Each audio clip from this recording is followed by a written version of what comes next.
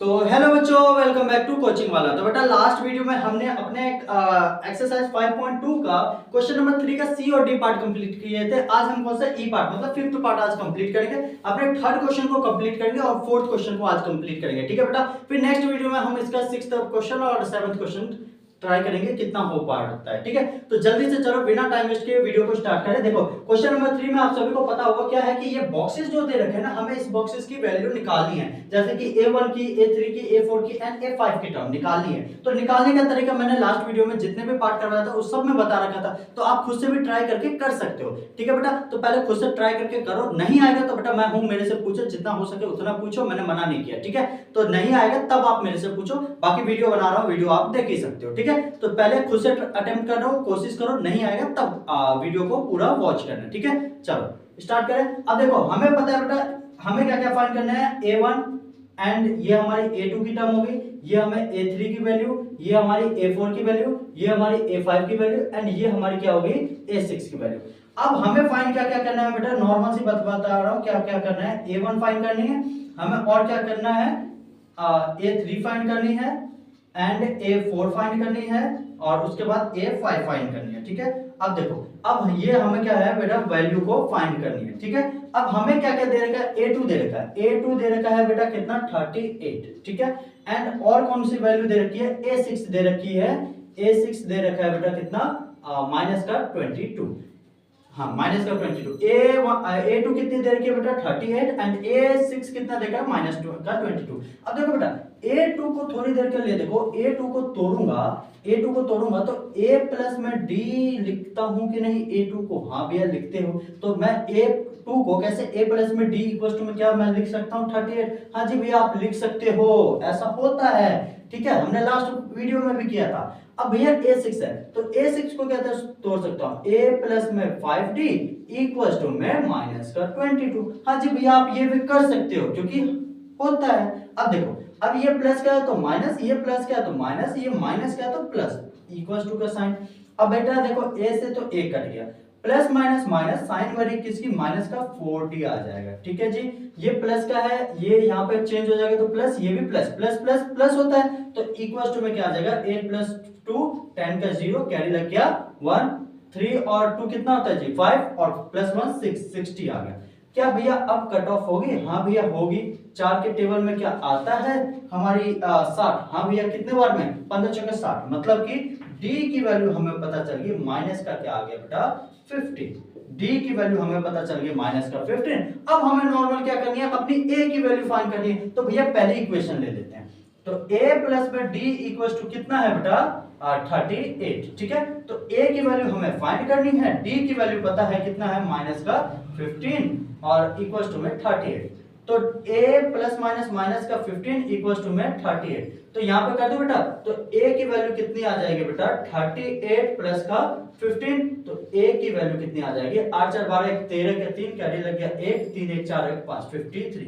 तो हमें A की वैल्यू भी पता चल गई, D की वैल्यू भी पता चल गई। अब नॉर्मल क्या है, अपनी A3 A4 एंड A5 की वैल्यू अपनी फाइंड करनी है। तो देखो A की वैल्यू कितनी आ गई बेटा 53, मैंने लिख दिया 53। अब हमें क्या निकालना है A3 निकालना है। तो A3 को कैसे तोड़ते हैं, ये आ गई हमारी 53। A3 को कैसे तोड़ते हैं बेटा A प्लस में 2D, तो A की वैल्यू पता है 53 प्लस का 2 मल्टीप्लाई में D की माइनस का 15 आ गया। तो यहां से क्या आ जाएगा बेटा 53 और प्लस माइनस माइनस का 30, तो 0 का 3 का 3 और 5 में से 2 जाएगा 3 जाएगा तो कितना 23। तो इसकी A3 की वैल्यू कितनी आ गई 23।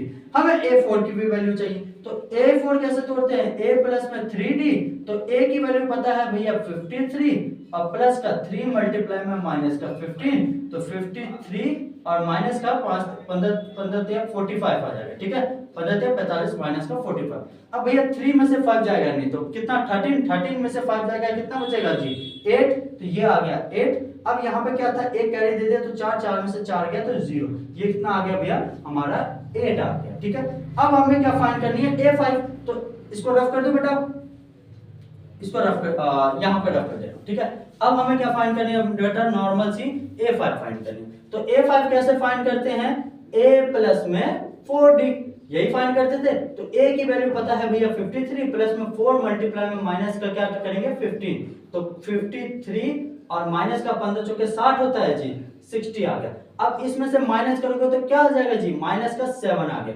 तो हमें A5 की वैल्यू पता चल गई माइनस का 7 आ गया। ठीक है, तो हमारी सारी वैल्यू आ गई बेटा। देखो A1 की आ गई, A3 की आ गई, A4 की आ गई एंड A5 की भी आ गई। ठीक है, तो हमें क्वेश्चन में तो यही पूछा गया था वैल्यू फाइंड करने के लिए, तो हमने अपनी सारी वैल्यू फाइंड कर ली। तो ये थर्ड जो पार्ट था बेटा, ये थर्ड पार्ट प्रॉपर कंप्लीट होता है। चलो मूव करते हैं अपने नेक्स्ट क्वेश्चन पे, फोर्थ पार्ट पे। ठीक है, इसका फोर्थ क्वेश्चन, थर्ड का ये पार्ट नहीं, अब फोर्थ क्वेश्चन स्टार्ट करते हैं। ठीक है, तो चलो स्टार्ट करें, जल्दी से नोट डाउन कर लो।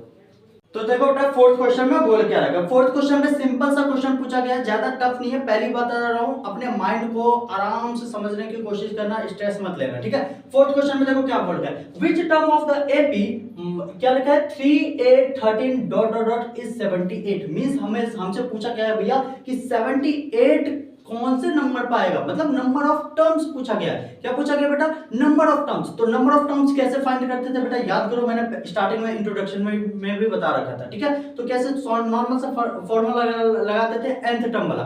तो an इक्वल्स टू में a प्लस में n माइनस 1 इनटू में d करते थे। वहां से क्या चाहिए, नंबर ऑफ टर्म्स। अब देखो क्या क्या दे रखा है क्वेश्चन में। ठीक है बेटा, तो क्वेश्चन में देखो क्या क्या दे रखा है। क्या हमारे पास a दे रखा है, फर्स्ट टर्म हाजी भैया दे रखी है 3 है।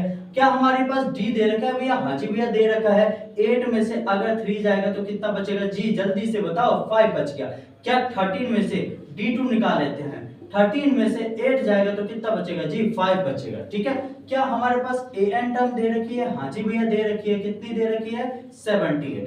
अब हमें क्या करना है बेटा, अपनी नॉर्मल सी वैल्यू है कि हमें nth टर्म फाइंड करनी है। तो फॉर्मूला क्या लगाते थे, an इक्वल्स टू में a प्लस में n माइनस 1 इनटू में t। अब देखो क्या लिखा है, विच ऑफ द टर्म की बात की गई है, तो भैया 78 जो है ना वो कौन से नंबर पे आएगा, 78 जो है वो कौन से नंबर पे आएगा, ये हमसे पूछा गया।